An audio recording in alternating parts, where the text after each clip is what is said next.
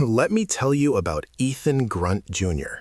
Now, if you looked up success in the dictionary, Ethan's picture would probably be right there, next to the definition. Not just success, mind you, but unapologetic success. Ethan was a tech investor who had made his first pile of money before he turned 30, and he had spent the next 20 years building an identity that was completely untouchable. He wasn't just wealthy, he was relevant. And in Ethan's world, relevance was currency. If you're enjoying this story of ambition and downfall, hit that like button and subscribe. We're just getting started, and trust me, you won't want to miss where this goes. His invitations, his access to exclusive clubs, the way people leaned in when he spoke, all of it depended on that pristine, untouchable image. If people stopped admiring Ethan Grunt Jr., he feared the entire structure of his life would simply crumble. That's why tonight mattered so much. It was the annual Stars and Stripes charity gala held in the grand ballroom of the Omni Hotel downtown. This was the pinnacle of the social calendar, where the city's elite gathered to prove who could write the biggest check. And Ethan Grunt Jr. was slated to be the main donor. He pulled up to the hotel entrance in his cherry red Ferrari 488 Pista, the engine roaring a little louder than necessary. The valet, a young kid who looked terrified and thrilled at the same time, practically saluted as he took the keys. Flashbulbs popped instantly. That sound, that frantic clicking of cameras, was Ethan's favorite symphony.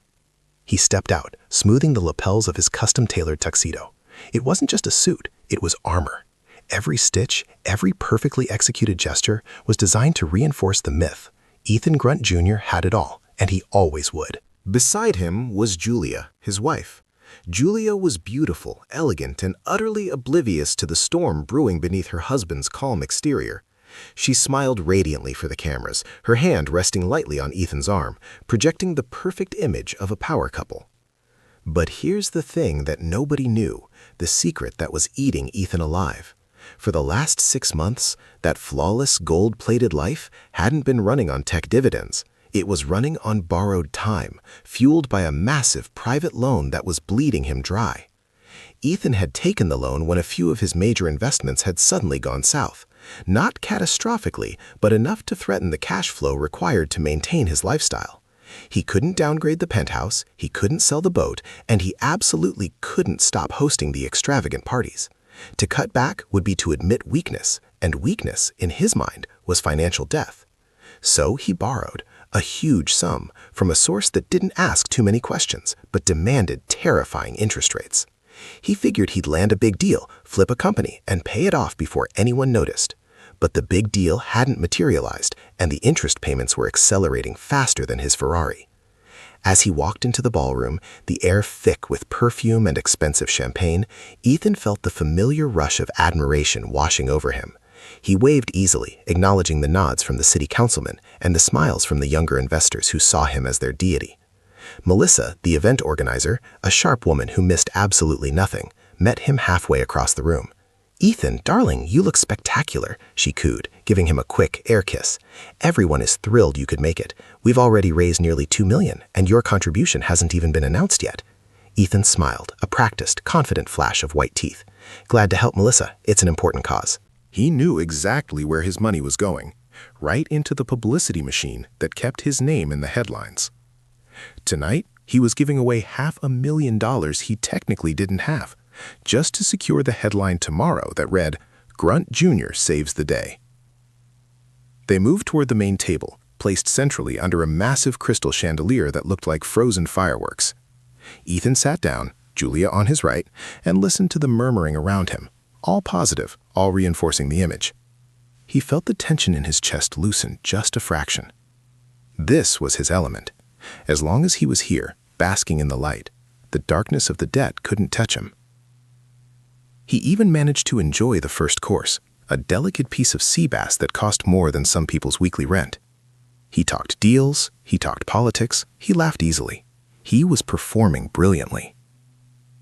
Then, halfway through the main course, a filet mignon that had been flown in specially, Ethan felt the familiar, dreaded vibration in his jacket pocket. It was his private phone, the one only used for sensitive communications. He excused himself, pretending to check a stock quote, and discreetly pulled the phone out beneath the shadow of the table. The screen lit up with a single, brutal text message. It wasn't polite, it wasn't a reminder. It was a demand. Payment due 12 a.m. tonight. Failure to remit full amount initiates immediate escalation. We know where you sleep.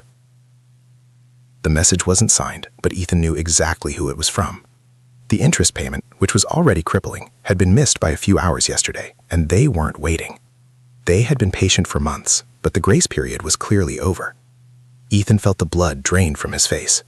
The beautiful ballroom, the sparkling lights, the soft murmur of success, it all vanished.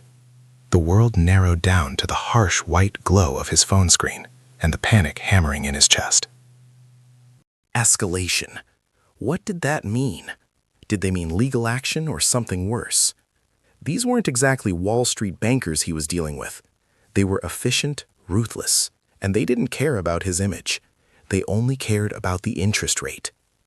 He tried to breathe, but the air felt thick, like he was inhaling dust. He looked up, trying to regain his composure, and saw Julia smiling at a conversation happening nearby.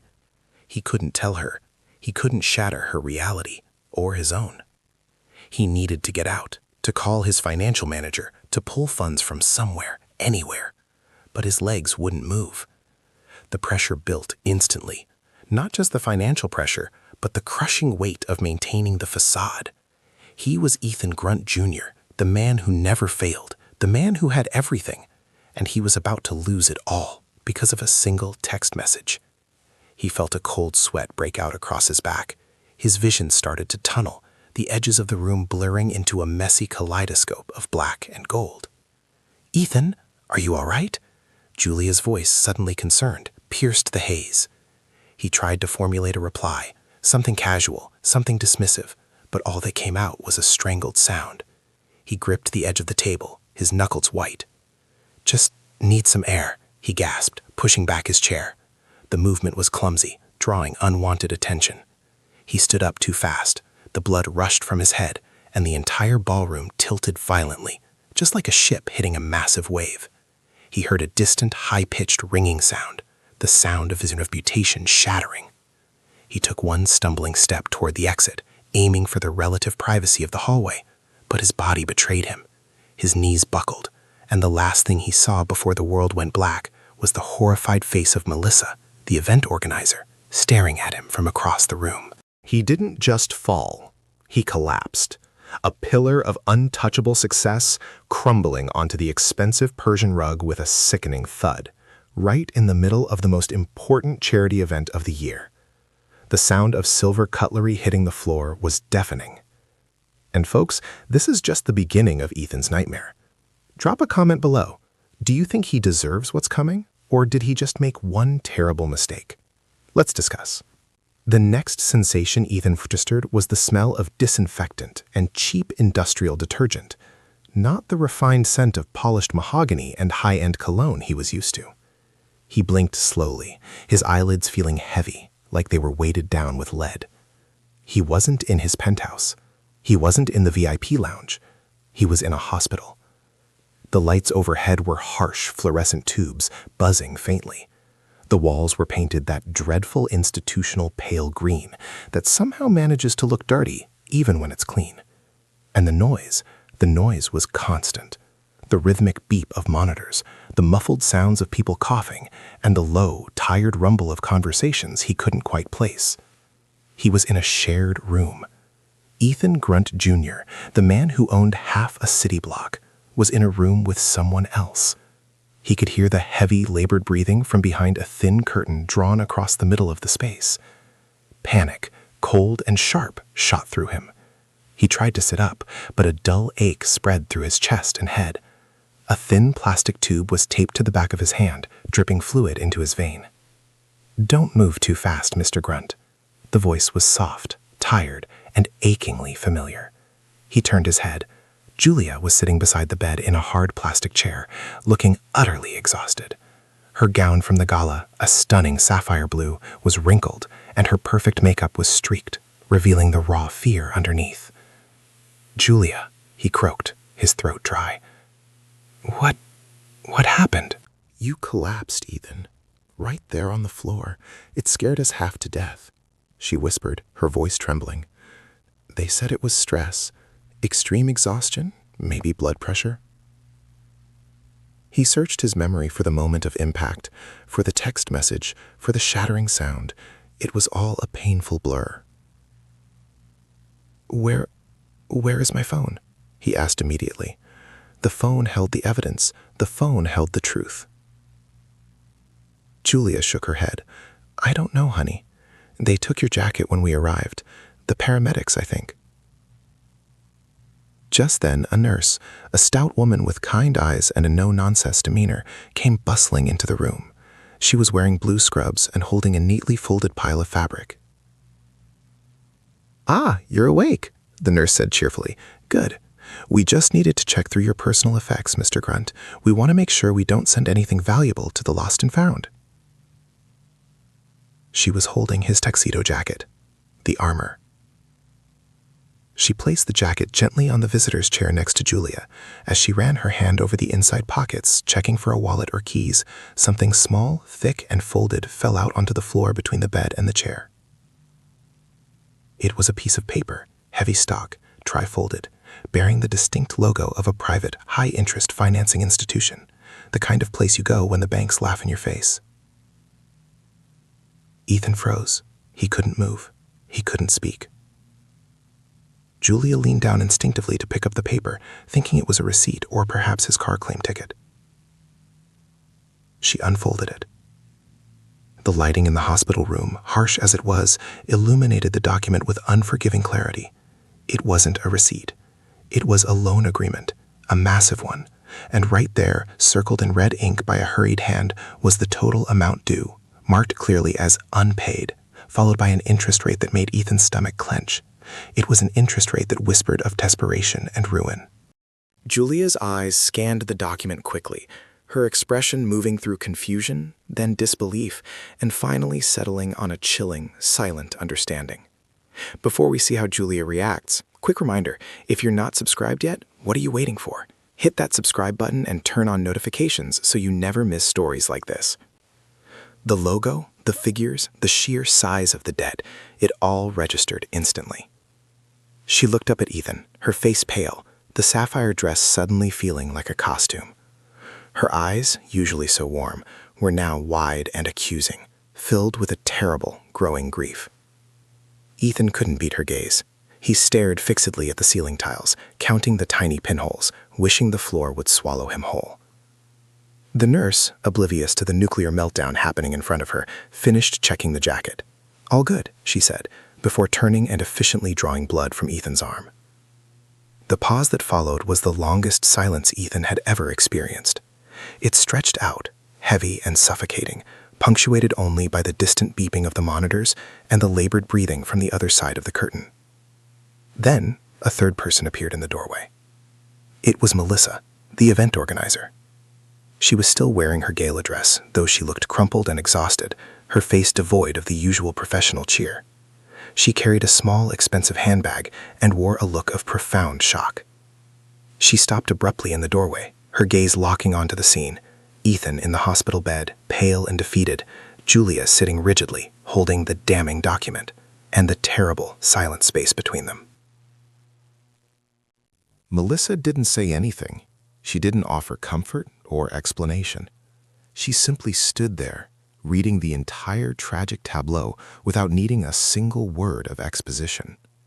Her eyes flicked from the loan agreement in Julia's hand to Ethan's profile, and the understanding in her gaze was complete. The myth was shattered. The untouchable man was fragile, desperate, and broke. Julia began to cry. Not the loud, hysterical sobs of a woman in shock, but deep, silent tears that tracked paths through her mascara, falling onto the loan agreement in her lap. Ethan continued to look away, wishing he could somehow disappear into the mattress. Melissa watched for another 30 seconds, an eternity in that small, sterile room. Then, without a word, without a sound, she turned and walked away. She didn't even bother to close the door. The pause dragged on too long, too long. Julia finally broke the silence, her voice thick with tears, barely a whisper. "Ethan? What is this?" The pause dragged on too long, until the weight of the silence felt like a physical blanket crushing the air from the room. Julia didn't move. She just sat there. The crumbled loan agreement, the terrifying, ugly truth, lying open on the sapphire silk of her dress. The tears still flowed, but her gaze was no longer just sad. It was surgical. It dissected him. "Ethan," she repeated, her voice raw. "What is this? Tell me. Now." He wanted to reach out, to take her hand, to apologize. But his body felt glued to the thin hospital sheet. Every muscle was screaming from the sudden, catastrophic realization that the wall he had spent 20 years building had just been knocked down by a piece of cheap paper. It's just a bridging loan, Jules," he managed, trying to inject a sliver of his old, confident tone into the words. It failed miserably. It sounded like a nervous cough. "A temporary measure. You know how the market is. Volatile. We had a liquidity crunch." Julia didn't even flinch at the jargon. She pointed a shaking finger at the red circle on the document. "Liquidity crunch? Ethan, this interest rate, this isn't a bank. This is predatory. This is the kind of rate you pay when you're desperate, or when you're dealing with loan sharks." The word hung in the air, contaminating the sterile environment. Loan sharks. It was a term that belonged in a cheap movie, not in the life of Ethan Grunt Jr., the golden boy of downtown finance. "Don't be dramatic, Julia," he snapped, immediately regretting the defensive tone. "It's a private equity group. They just have aggressive terms. I was going to flip the Austin deal and pay it off completely before you ever knew." "Before I ever knew," she echoed, the words laced with profound hurt. She looked around the cheap, buzzing hospital room, then back at the massive figure on the document.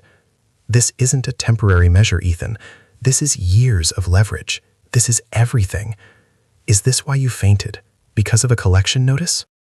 He couldn't lie about the immediate cause. The text message had been too visceral. They accelerated the payment schedule. They wanted the full interest by midnight. I missed the deadline yesterday. Julia closed her eyes, clutching the document so tightly her knuckles went white. Midnight tonight, and you were at a party, giving away $500,000 you didn't have, while men who know where you sleep were sending you threats. The accusation was true and brutal. He felt a wave of nausea. He realized he hadn't just endangered his own reputation, he had put her in potential danger too. "I had to go, Julia. Donating at the gala was critical. If I pull out of the Stars and Stripes event, the papers know instantly. The investors know. That's the signal of collapse. I had to maintain the image. I had to look untouchable," he pleaded, the words spilling out in a rush of frantic self-justification. Julia opened her eyes, and the tears had stopped. Now there was a cold, hard anger that Ethan had never seen directed at him before. "The image?" she whispered, shaking her head in disbelief. "The image is more important than your health? More important than telling your wife we are financially ruined? More important than our security?" She threw the loan agreement onto the bed, the thick paper bouncing off his chest. "I thought we were a team, Ethan. I thought we were building this life together. But you were building a sandcastle, and you were hiding the high tide warnings from me." He saw the years of trust evaporating right there in the fluorescent light of the hospital room. He had always taken Julia for granted, assuming her devotion was unconditional. Now he saw the depth of her betrayal. "I did it for us," he insisted weakly. "I did it so we wouldn't have to change anything, so I wouldn't have to admit I failed. If people stop admiring me, Julia, if they think I'm weak." "If they stop admiring you?" she interrupted, her voice rising slightly, startling the breathing man behind the curtain. "Is that what this is about? Admiration? Not solvency? Not security? You risked everything we have, the house, my future, your life, because you couldn't stand the thought of people looking at you differently?" He had no defense. She had stripped him bare, revealing the pathetic, hollow core of his motivations. He had confused his net worth with his self-worth, and the cost was laid bare on the bed between them. "I thought I could fix it," he mumbled, staring at his useless bandaged hand. "Just one more deal, just one more quarter of appearances. I needed time." "You bought time from criminals, Ethan," Julia countered, leaning forward, her voice low and fierce. "And you paid for it by lying to me every single day. Every smile at the gala, every toast, every expensive gift. It was all a performance, a lie powered by this debt." Ethan finally met her gaze, his own eyes pleading. "It was the only way to keep the access, Jules. The deals come through the invitations. The invitations come from the image. If I sell the Ferrari, if I move out of the penthouse, I lose the contacts. I lose the relevance. That's how the game is played." "And you just lost the whole game anyway," she said flatly. "You collapsed publicly in front of the entire city elite, holding a note from a loan shark. And Melissa saw it all." The mention of Melissa brought a fresh, cold wave of dread. Melissa was the gatekeeper. Melissa was the social oracle. If Melissa knew, everyone knew. The news wasn't just going to spread, it was going to explode into a headline that would bury him. She won't say anything," Ethan stammered, knowing it was a ridiculous hope. Julia gave a bitter, humorless laugh. "Ethan, darling, Melissa lives for gossip like this. This is the biggest story she's ever been handed. You think she's going to protect your reputation? Your reputation is now her social currency. By the time we get home, the news will be trending on every financial blog, and the Omni Hotel will be issuing a statement about the medical emergency of the main donor." He closed his eyes, the full scope of the disaster crashing down on him. The collapse wasn't just physical, it was total. His access, his invitations, his relevance, the things he had sacrificed everything for, were gone. "I need my phone," he said urgently, pushing himself up again, ignoring the dull throb in his chest. "I need to call my attorney. We have to address the midnight deadline. If they escalate, they'll start seizing assets immediately. The house—" Julia stood up, her movement slow and deliberate, towering over him slightly. "The house is gone, Ethan. Everything is gone. You signed it all away as collateral on this agreement." He stared at her, stunned. "No, I secured it with the offshore holdings, not the primary residence." Julia picked up the agreement again, her finger tracing a line near the bottom. "Read the fine print, Ethan. Did you even read this? It lists all tangible assets, including the primary residence, the boat, and any securities not already leveraged in the failed deals. You signed it." Ethan felt a crushing despair unlike anything he had ever known. He realized he had been so focused on maintaining the facade that he hadn't even bothered to truly understand the trap he was walking into. He had been arrogant, believing he could always outsmart the system. "Where is my jacket?" he demanded, his voice desperate now. "The phone was in the internal pocket. I need to call James. He can stop this." "The nurse took your jacket to the front desk," Julia said, gesturing toward the door. "And James can't stop this, Ethan. You don't understand. We don't have time for a lawsuit. We have less than 2 hours until midnight, and these people don't use lawyers. They use muscle." The realization hit Ethan with the force of a physical blow. The glamour of his life, the distance from the grubby reality of raw debt, had blinded him. He wasn't dealing with polite corporate financiers anymore. He was dealing with ruthless enforcers. He slumped back onto the pillows, his breath catching in his throat. His chest felt heavy again, but this time it wasn't just stress. It was fear, raw, primal fear for his safety and Julia's. "I need to get out of here," he rasped. "I can't be found here. They know where I live, but they might assume I'm there." "And where would you go, Ethan?" "To the yacht? It's collateral. To the Aspen condo? It's probably listed too. You have nowhere," Julia said, her voice devoid of pity. She was stating facts, not expressing emotion. The wife was gone. The pragmatist had taken over. "Why, Ethan? Tell me why?" Julia pleaded one last time, her voice cracking. "We were comfortable. We could have sold the boat, traveled quietly for a year, let the market recover. Why did you choose this dangerous, impossible lie instead of just being honest with me?" He looked at her, truly looked at her. Her face, usually so composed, was etched with pain and exhaustion. He saw the beautiful woman he married, now watching her entire world crumble because of his vanity. "It wasn't just about the money, Julia," he confessed, the words tasting like ash. "It was about who I am, or who I thought I was. My father, he always told me that the only unforgivable sin in business is looking poor. He said admiration is everything. If I had admitted the investments failed, if I had downsized, I wouldn't be Ethan Grunt Jr. anymore. I'd just be a guy who failed." He felt a profound sense of self-disgust. "I built my entire identity on being the one who couldn't be touched, the one who had the bigger deal, the faster car, the better seat at the table. To lose that meant losing me. I couldn't face that reflection." Julia looked at him with an expression of profound pity that was worse than her anger. "So you destroyed our actual life to preserve her reflection." She sat back down heavily on the visitor's chair, the plastic squeaking under her weight. She didn't touch him. She just held her head in her hands, her shoulders shaking with silent sobs.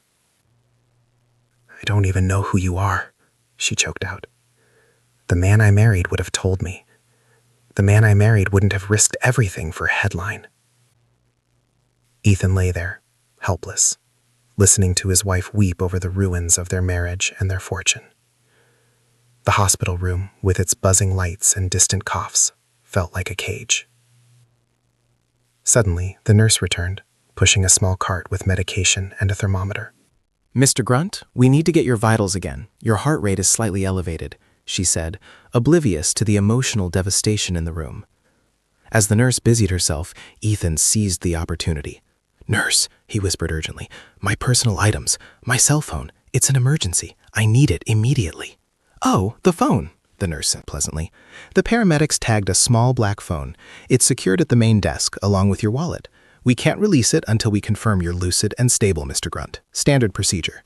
"But this is vital, financial catastrophe, vital," Ethan insisted, trying to sound authoritative despite the IV drip in his arm. "All emergencies can wait until after the doctor clears you," the nurse replied firmly, sticking the thermometer under his tongue. Ethan was trapped in a hospital gown, trapped by a mundane bureaucracy, and trapped by a deadline ticking down to financial and possibly physical ruin. Julia lifted her head, her face blotchy but determined. "We have to call the police," she said, her voice steadying. "No," Ethan hissed, pulling the thermometer out prematurely. "Absolutely not. This is a private loan. If we involve the authorities, they'll seize the assets legally before those other people can, and it will be public. I need to handle this quietly." "Quietly?" Julia scoffed. "We are in a public hospital, Ethan, because you collapsed at a public event. There is no quiet anymore. And besides, what does handling this quietly even mean? Are you going to pay them?" Ethan looked away.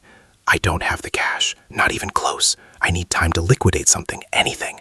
"You don't have time," Julia reminded him, pointing toward the window where the sky was rapidly turning an inky black. "It's getting late, and your phone, the only way to communicate with them, is locked away." A terrible thought struck Ethan.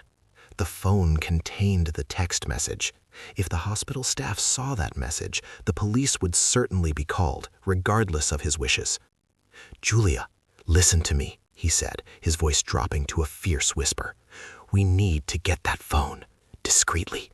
If anyone reads that message, they will see it as a direct threat, and the whole situation escalates beyond our control. This has to stay about the debt, not about criminal intimidation." Julia stared at him, weighing the terrifying options. She knew his reputation was already destroyed, but she also understood the difference between a ruined investment and a literal threat to their lives. "How?" she asked, her eyes darting toward the curtain separating them from the other patient. "I need you to go to the front desk. Say you're my personal assistant. Say you need the phone to cancel an urgent international transaction that requires two-factor authentication," he instructed, his mind, despite the stress, still operating in crisis management mode. "Be the power wife. Be convincing. Tell them the cost of the delay will be astronomical. Use the name of my bank. Flash your credit card. Be Ethan Grunt Jr.'s wife." Julia stood up, smoothing the wrinkled silk of her sapphire dress. The armor was gone, but the fighter was emerging. She had been sheltered, but she wasn't weak. She was now realizing how much depended on her performance. "And when I get the phone, what do I do?" she asked. "Bring it back here immediately. Don't look at the screen, just bring it. I need to send a message. Try to negotiate a 24-hour extension. Just enough time for James, my lawyer, to find a way to freeze something." Julia nodded once, a grim acceptance of her new role in this horrific drama. She took a deep breath, wiping the last traces of tears from her cheeks. The exhaustion was still there, but beneath it, a desperate resolve had set in. She had to save herself, and maybe, just maybe, save the man who had risked everything to maintain a lie. "I'll be quick," she said, before turning and walking out of the room. Her footsteps echoed slightly in the quiet hallway. Ethan watched her go, then sank back, utterly spent. He was alone now, save for the silent, heavy breathing of the man behind the curtain. He finally allowed himself to feel the full weight of his failure. It wasn't just the millions, it was the loss of Julia's respect, the loss of his reputation, and the sickening fear that he had been so obsessed with his image that he had forgotten how to live a real life. He looked at the discarded loan agreement on the bed. The numbers screamed desperation. The myth of Ethan Grunt Jr. had required a sacrifice, and he had paid with everything he truly owned. He closed his eyes, praying for Julia to succeed, knowing that if she failed, the men who knew where he slept would soon be knocking on the wrong door. The clock was ticking toward midnight, and for the first time in his life, Ethan Grunt Jr. was truly terrified. The nurse returned to take his temperature again. 98.6, normal. "Looks like you just need rest, Mr. Grunt. Severe stress." She noted the reading on her clipboard. "I'll be back in an hour to check your IV." The hour felt like an eternity. Ethan lay there, listening to the monotonous beeping of the monitor beside his bed, every second a reminder of the ticking clock. His mind raced, replaying every confident handshake, every extravagant purchase, every moment of admiration that had been purchased with borrowed money. It was all so hollow now. He focused on the small noises of the hospital, trying to distract himself from the tightening knot in his stomach. The distant sound of a gurney rolling down the hall, a snatch of conversation from a doctor outside, and the persistent, labored breathing from the patient behind the curtain. Then he heard a sound that made his heart leap. Julia's hurried footsteps returning. She paused at the doorway, her eyes wide with a mixture of fear and success. In her hand, clutched tightly, was his small, black satellite phone. She rushed to the bedside, her breath coming in short gasps. "I got it. They almost didn't let me. I had to threaten to call the CEO," she whispered, handing him the device. Ethan grabbed the phone, his hands shaking. The screen was locked, but his thumbprint instantly granted him access. He immediately navigated to the text message thread. The last message, the midnight ultimatum, was still glaringly present. "Payment due, 12 a.m. tonight.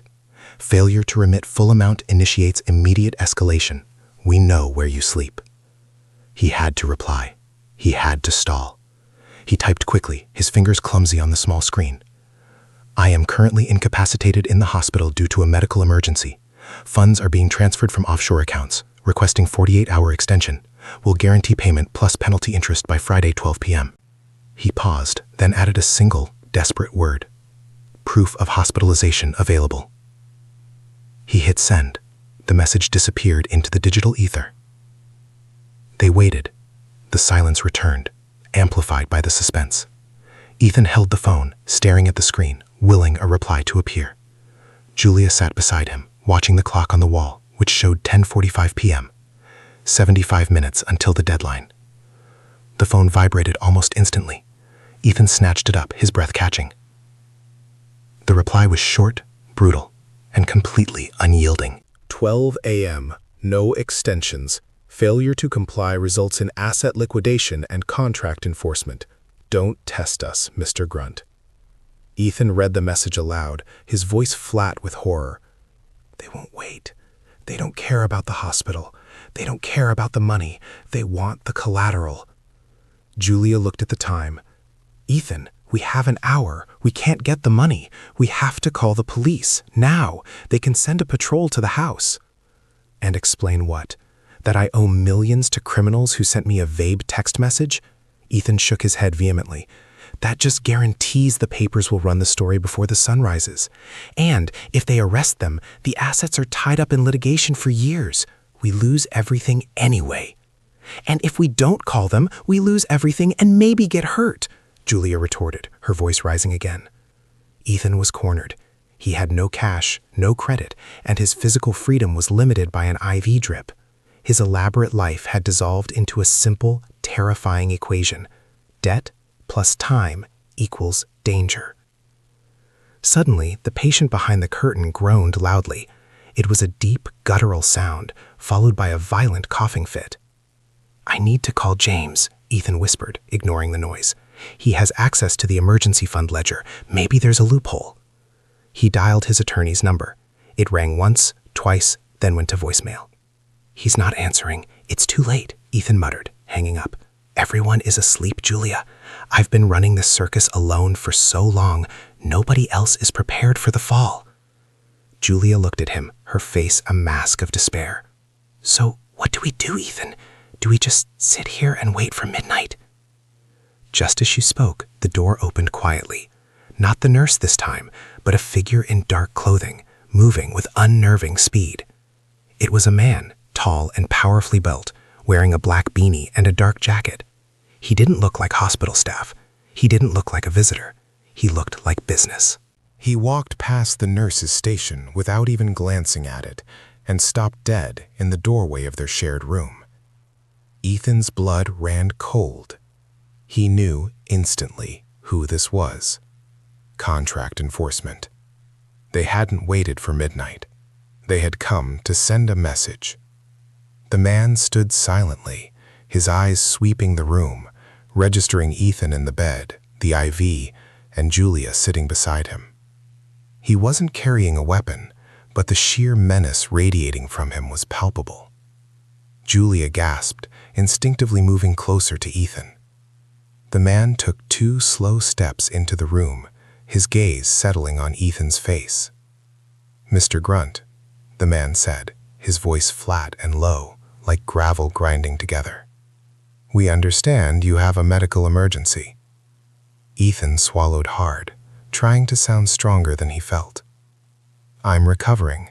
The funds are in transit. You will receive. The man cut him off with a slight, contemptuous wave of his hand. We don't care about your recovery. We care about the collateral. He didn't make a move toward Ethan. Instead, he walked slowly toward the visitor's chair, where Ethan's meticulously tailored tuxedo jacket still lay. We were told you value your image, the man said, picking up the jacket as if it were trash. He held it up, displaying the expensive fabric. This will be the first item liquidated, a symbol. He then looked directly at Julia, his eyes chillingly empty. And we require immediate access to the primary residence.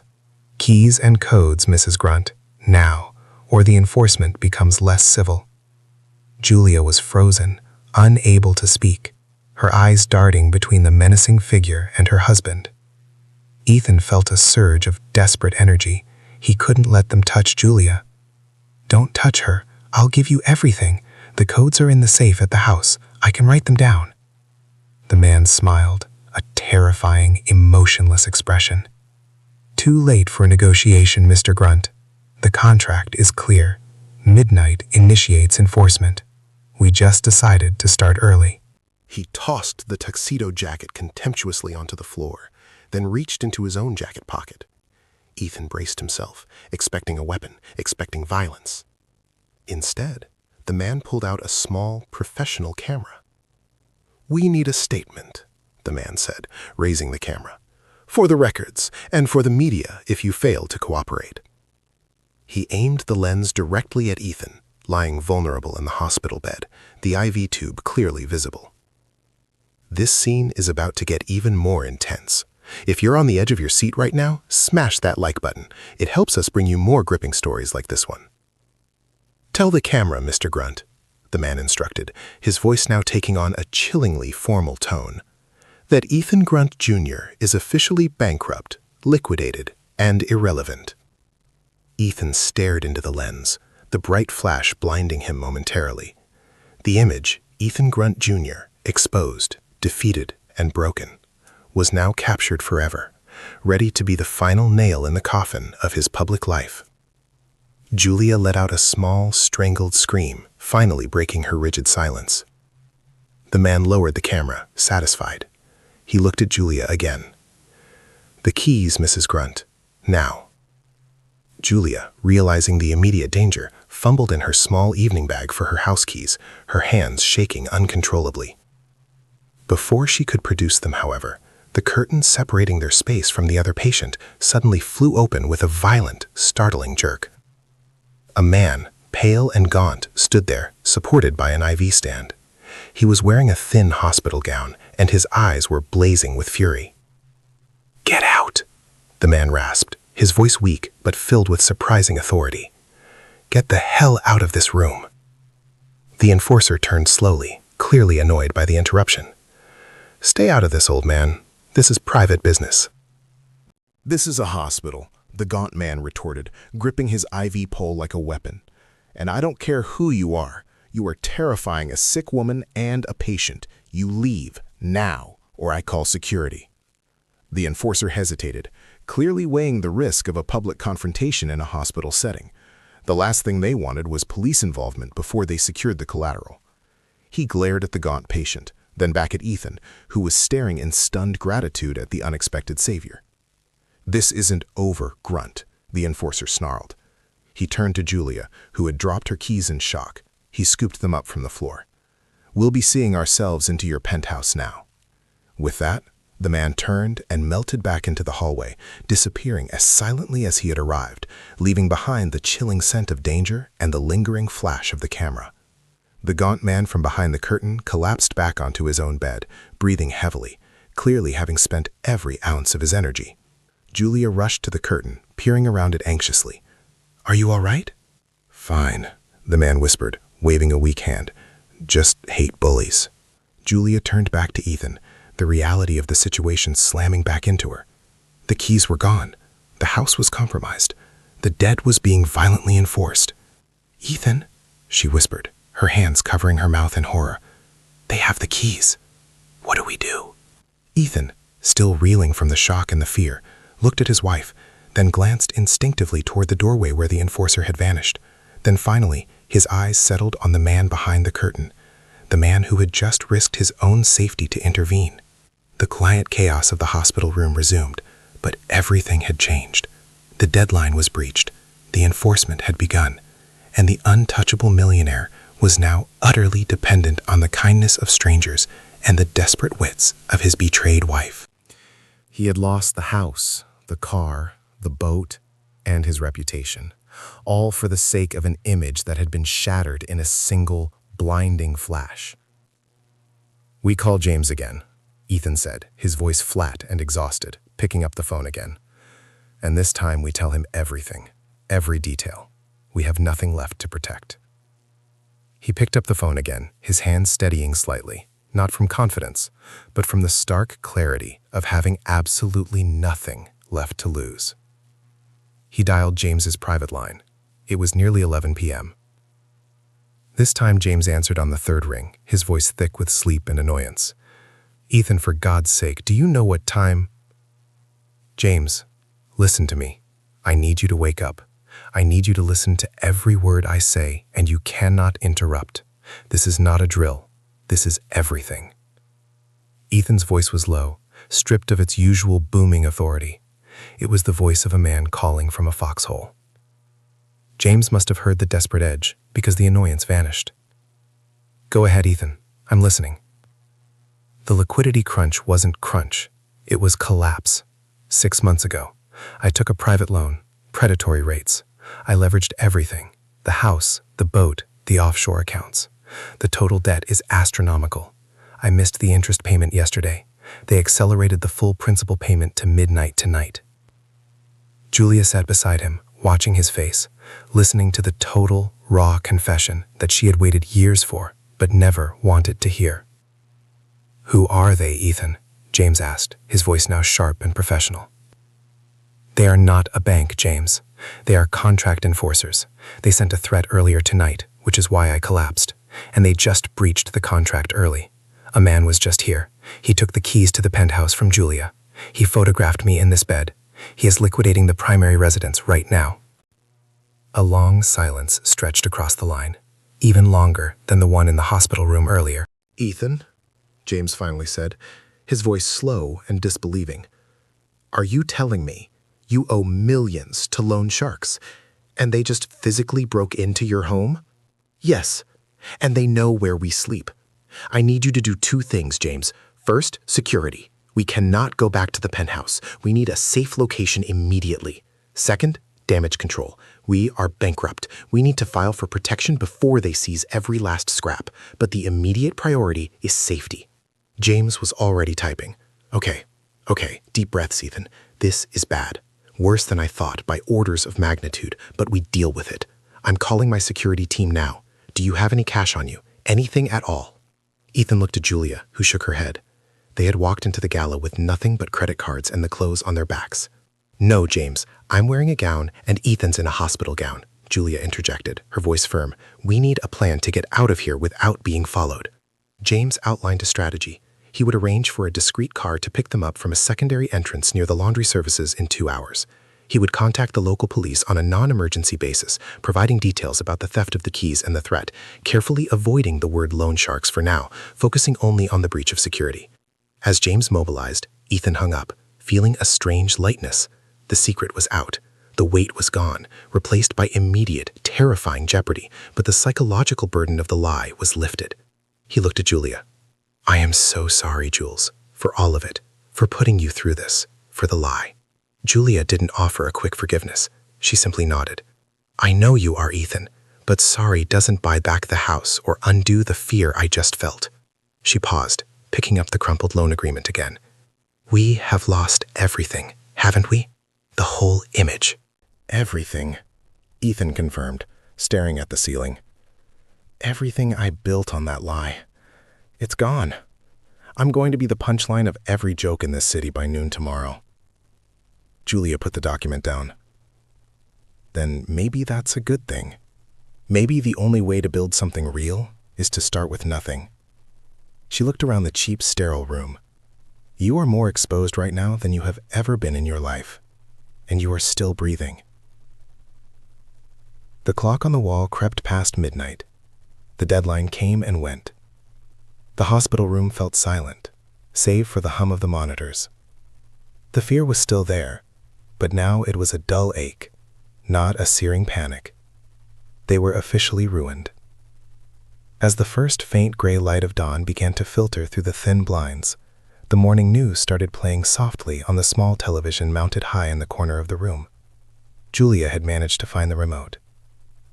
A breathless local news anchor was covering the Stars and Stripes gala. And in shocking news from last night's event, sources confirmed that main donor, tech mogul Ethan Grunt Jr. collapsed spectacularly halfway through the dinner service. While the Omni Hotel released a statement citing severe exhaustion, our sources who were present paint a picture of sudden, dramatic distress. The camera cut to a grainy, zoomed-in photo of Ethan being loaded onto a stretcher by paramedics, his face pale and distorted. Then the anchor continued, leaning into the camera with that specific, delicious tone reserved for guaranteed scandal. And the plot thickens. We have received an unsubstantiated report, which we must stress is just a rumor at this time, that Mr. Grunt's financial portfolio may not be as untouchable as his reputation suggests. Sources close to the event organizer, Melissa Vance, hint at massive, undisclosed personal debts, which may have led to the medical incident. Julia turned off the television abruptly. The rumor mill was already turning. Melissa had wasted no time. Ethan closed his eyes. It was happening. The slow, agonizing public execution of his relevance. It doesn't matter, Julia said, her voice surprisingly strong. It's just noise now. We're alive, and we're leaving.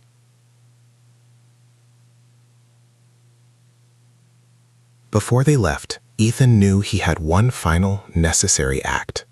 He had to thank the man who had saved them from the enforcer. He pushed himself out of bed, pulling the IV stand with him, and walked slowly around the curtain. The man, who looked to be in his late 50s, was sitting up, eating a bowl of oatmeal with slow, weary movements. He looked frail, but his eyes were sharp. "Excuse me," Ethan said, feeling ridiculously awkward in the flimsy hospital gown. He realized this was the first time he had approached someone without the shield of a $1,000 suit. The man looked up. "The big shot is awake." "My name is Ethan Grunt Jr.," he said, forcing himself to meet the man's gaze. "And you saved my wife and me from a very dangerous situation last night. I owe you a huge debt of gratitude." The man chewed slowly, then swallowed. "My name is Gary, and you don't owe me anything. Like I said, I just hate bullies." Ethan hesitated. He couldn't offer money. He was broke. He couldn't offer connections. He had none left.